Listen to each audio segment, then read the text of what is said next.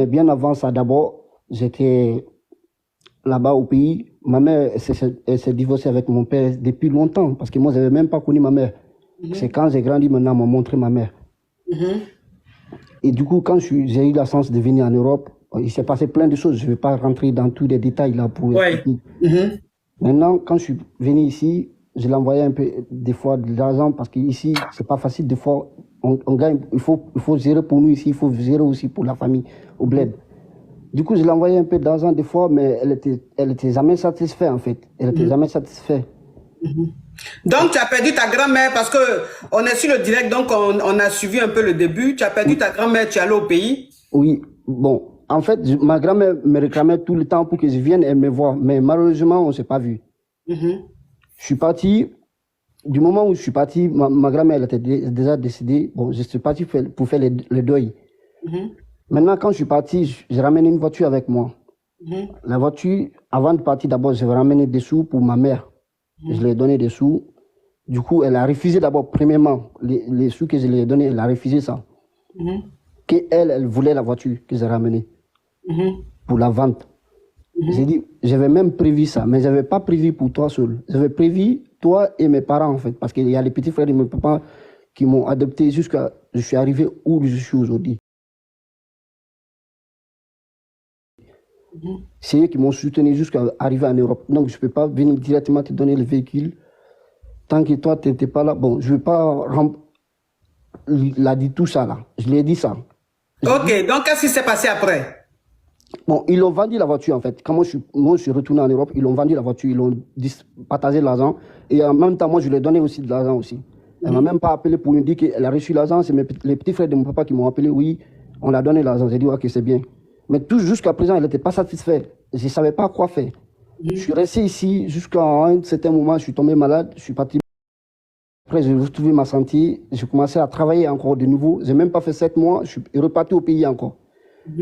C'est quand je suis reparti au pays, je vous explique très bref, hein, quand je suis reparti au pays encore, j'ai vu encore, elle a recommencé le même problème dans un. J'ai dit, ah, j'ai recommencé le travail, ça va même pas faire 7 mois. Je suis revenu, j'ai pas assez d'argent. Elle me demandait qu'elle était malade, je l'ai amenée à l'hôpital, tous les soins, j'ai pris. Mon frère, passe à l'essentiel. C'est quoi le problème? Maintenant, au retour maintenant, elle a commencé, elle s'est discutée qu'elle ne veut plus me parler, elle ne veut même pas rentrer dans la voiture que j'ai ramenée, elle ne veut plus me parler. J'ai dit pourquoi? J'ai pris les gens pour aller la supplier. Au final, elle dit ok, elle a accepté. Mais avant d'accepter d'abord, il faut que je la laisse d'abord à peu près 1500 € à peu près. J'ai dit mais actuellement, je suis sur le point de retour. Je suis en train de construire. J'ai rien pour l'instant. Est-ce que vous pouvez patienter pour que je rentre en Europe? Elle dit non. Alors que c'est là maintenant, elle a commencé, elle dit,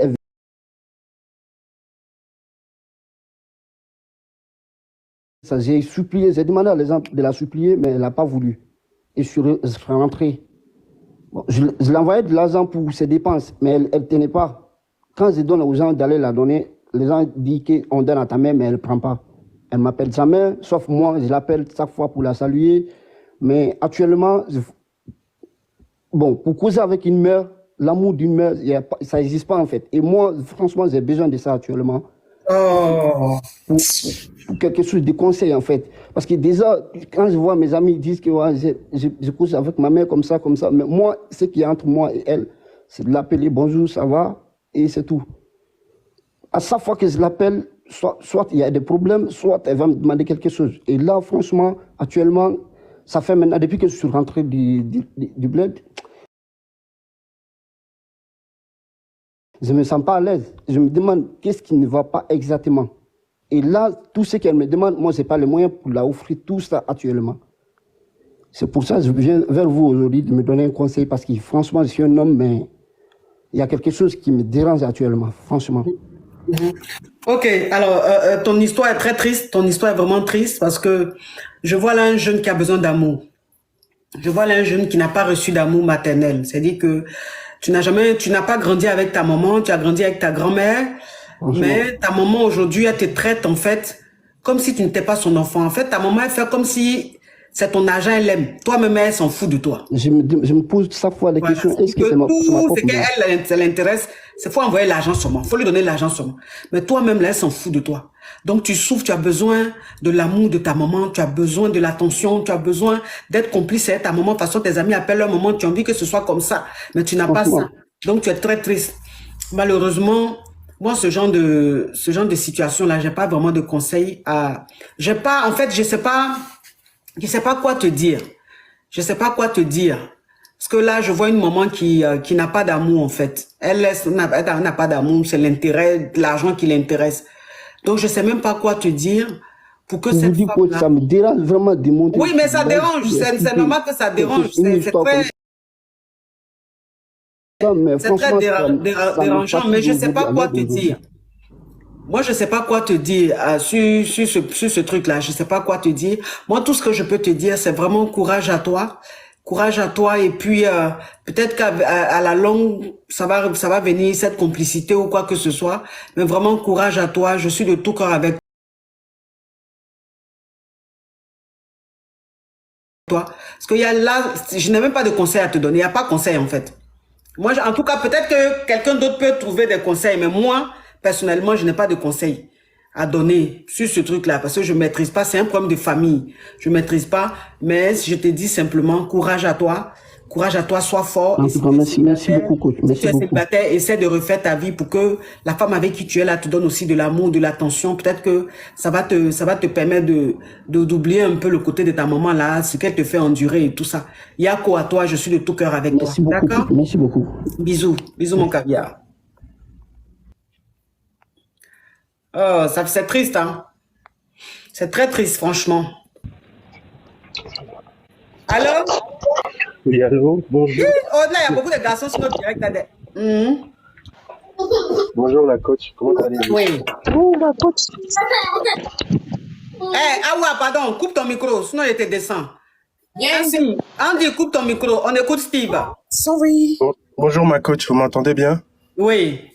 Merci ma coach de m'avoir pris. Ma coach, j'ai deux situations, je vais aller droit au but pour être rapide.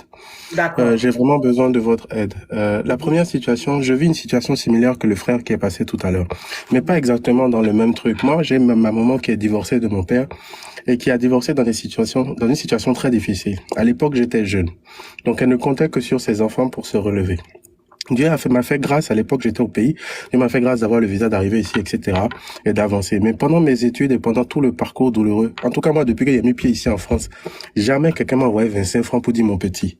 Ou bien collier alimentaire, on fait même aux autres. Moi, il y a vu des amis, on les a aidés, jamais. Mais j'ai toujours été, depuis le jour où j'ai pris la responsabilité de chef de famille, parce que quand mon papa est parti et je suis l'aîné, j'ai dû être chef de famille.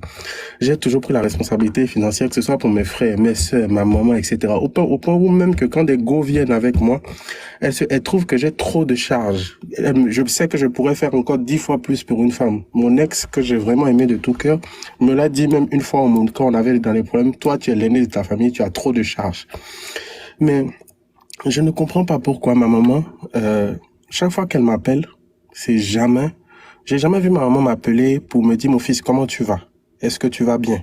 Comment tu te débrouilles là-bas? Etc. Même quand c'était dur à en mourir, parce que ici, tu vas vivre des choses dures à en mourir. Même quand c'était dur à en mourir, je ne l'ai jamais vu lever le petit doigt pour me dire, mon fils, ça va aller où j'ai quelqu'un qui va venir? Jamais. Mais j'ai toujours pris sur moi. Mais chaque fois que je me démerde, je vais payer le billet, arriver au pays, j'arrive même, tu loues, tu prends un grand appartement, tu restes là-bas, etc.